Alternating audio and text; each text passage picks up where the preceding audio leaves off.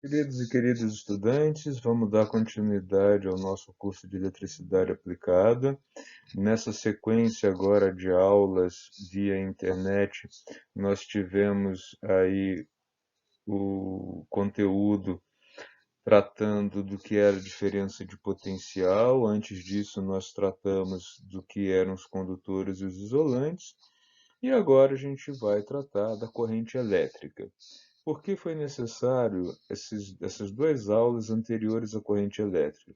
Porque a corrente elétrica pode ou não se propagar em um meio material, e na maior parte dos casos práticos que nos interessam no curso de vocês, a corrente elétrica flui através de um material, de um condutor, ou é impedida de fluir no caso onde se coloca um isolante para impedir que essa corrente flua. E a corrente elétrica flui através de um condutor quando neste elemento, neste condutor, existe uma diferença de potencial. Então, nós precisamos ter um elemento condutor, uma diferença de potencial, para que a corrente elétrica possa fluir através dele. A corrente elétrica é o quê? Corrente elétrica é um movimento ordenado de cargas elétricas.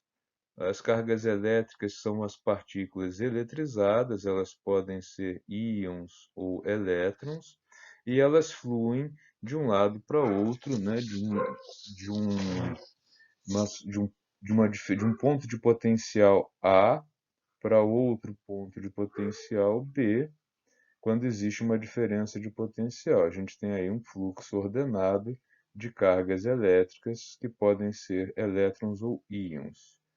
Vou colocar aqui elétrons, mas poderiam ser íons também.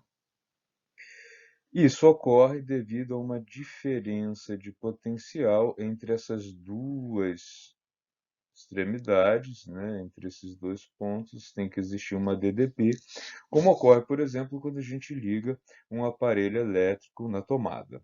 Tá? A corrente, ao transitar por esse condutor, né, ela produz alguns choques entre as cargas elétricas e o material dentro do condutor, material que não se move, e desse choque pode ser, aí normalmente é gerado uma forma de energia que a gente chama de calor, energia térmica, né, que é gerada. Ela, na verdade, a gente vai ver depois, ela representa uma perda da energia das cargas elétricas aqui circulando dentro do condutor.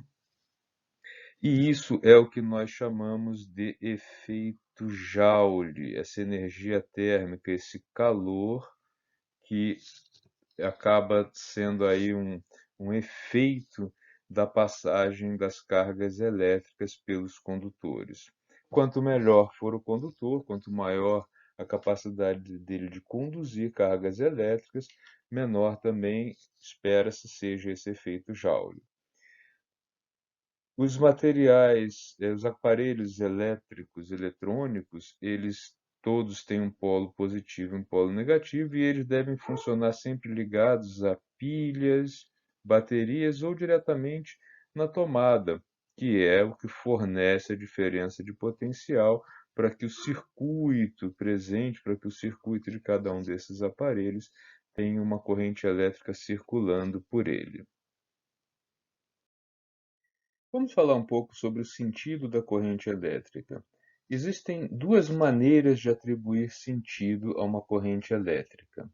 Existe a corrente elétrica real, né, que é um movimento que de fato ocorre dentro de um condutor quando a corrente flui, o sentido no qual as cargas elétricas estão percorrendo. E existe o chamado sentido da corrente elétrica convencional, que no fundo, é contrário ao sentido dos elétrons, ao sentido da corrente real. O motivo dessas duas possibilidades, ele é na verdade histórico. No passado, quando não se conhecia bem a estrutura da matéria, pelo menos não tão bem quanto se conhece hoje, A crença é de que as cargas positivas que se deslocavam quando uma corrente fluía. Hoje a gente sabe que deslocamento de carga positiva implicaria desconstrução ou desmantelamento do núcleo atômico, porque elas estão no núcleo. Na verdade, a gente sabe hoje, com o conhecimento que temos da estrutura da matéria dos átomos, que quem se desloca de fato são as cargas negativas, que são aqueles elétrons cuja conexão, cuja ligação com o núcleo atômico é mais fraco, né? Que são os elétrons da camada aí de valência mais externos. Então, a corrente elétrica real, aquela que realmente, né, ocorre, por isso esse nome real, que vem do sentido aí do movimento dos elétrons, tem um sentido que é o oposto, obviamente, à da chamada corrente convencional, que é a corrente das cargas positivas. Alguns autores atribuem essa corrente elétrica convencional aos buracos formados na estrutura do material devido ao deslocamento de elétrons. A ideia de quem fala dessa corrente de buracos seria a seguinte, né? Se eu tenho cargas elétricas negativas que vão se deslocando, por exemplo, da esquerda para a direita, isso deixa um excesso de carga positiva momentâneo que corre no sentido oposto.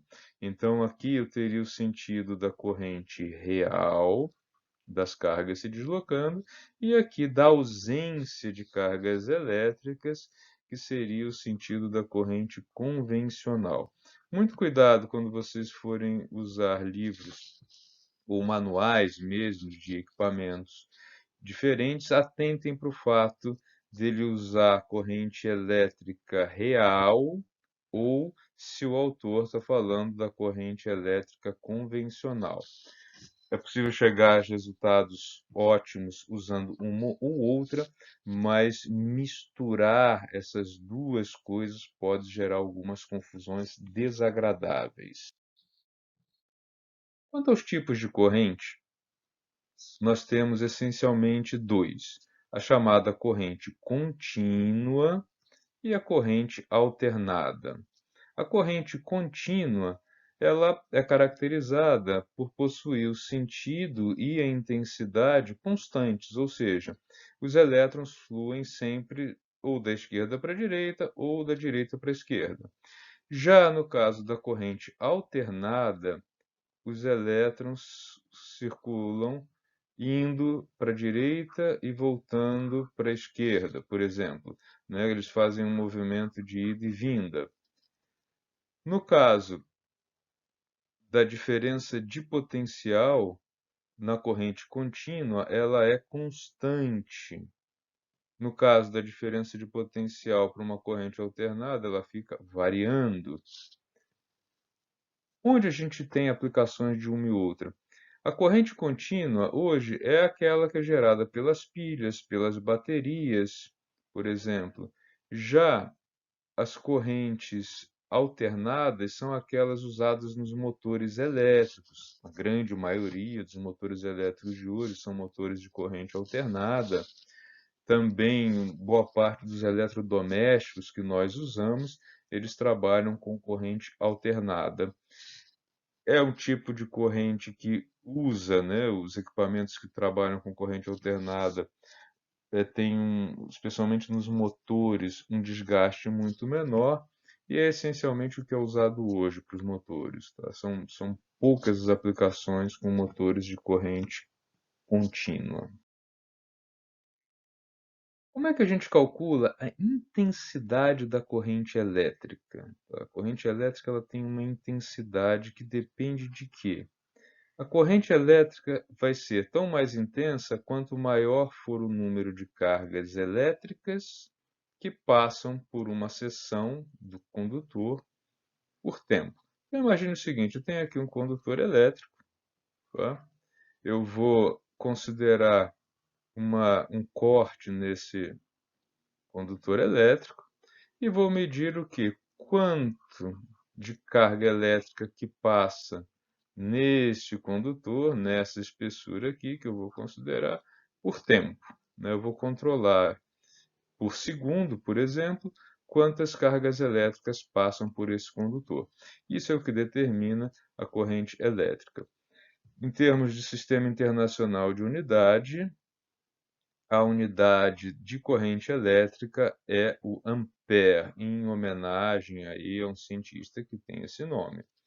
Tá? O ampere é, na verdade, coulomb, né? Então, 1 ampere é igual a 1 coulomb de carga elétrica por segundo, ou seja, uma corrente de 1 ampere significa que uma carga elétrica totalizando 1 coulomb passa por segundo pela seção de um condutor. Energia elétrica. Qual a relação que existe entre a energia elétrica e corrente elétrica? Vamos pensar um pouco sobre isso.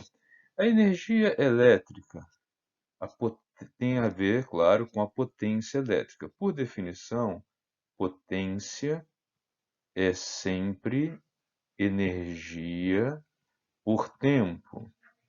Essa é uma definição geral de potência, seja essa potência mecânica ou elétrica, tanto faz. Tá?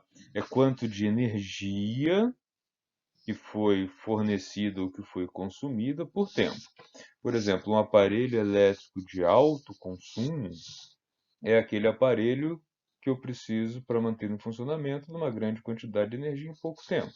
Um exemplo bastante comum que a gente tem dentro de casa é o chuveiro elétrico e o ferro elétrico. São sempre associados aos grandes vilões aí da conta de luz, porque eles consomem uma quantidade grande para os padrões domésticos de energia, uma quantidade de energia grande, né, considerando o padrão de uma casa, em pouco tempo. Mas olha só, eu posso pegar essa equação aqui e fazer uma pequena mudança, dizendo o seguinte, ó, então isso aqui é a quantidade de energia consumida ou fornecida por unidade de carga elétrica vezes a quantidade de carga elétrica dividida pelo tempo. Ao fazer isso, eu não alterei a equação. Essa equação aqui continua sendo igual a esta, da esquerda igual a da direita. Só que agora eu vejo uma mudança aqui, olha só. Energia por carga, carga por tempo, nós já conhecemos. Energia por carga é o que a gente chama de diferença de potencial. E a carga por tempo é o que a gente está chamando de corrente elétrica. Então, nós podemos dizer que a potência elétrica é igual à diferença de potencial vezes a corrente elétrica. Por isso, se eu tenho uma potência maior, né, para aumentar a potência, eu posso aumentar ou a diferença de potencial, a DDP, né, ou aumentar a corrente. Se eu aumentar a diferença de potencial e reduzir a corrente, eu posso ter, inclusive, a manutenção da mesma potência consumida ou fornecida. Então, existe aí uma relação muito próxima entre os conceitos de energia, né? Nesse caso aqui a gente está tratando especificamente de energia elétrica, potência e corrente elétrica. São coisas bastante interligadas e a gente vai investigar aí nos nossos próximos capítulos um pouco mais essa relação entre essas três coisas.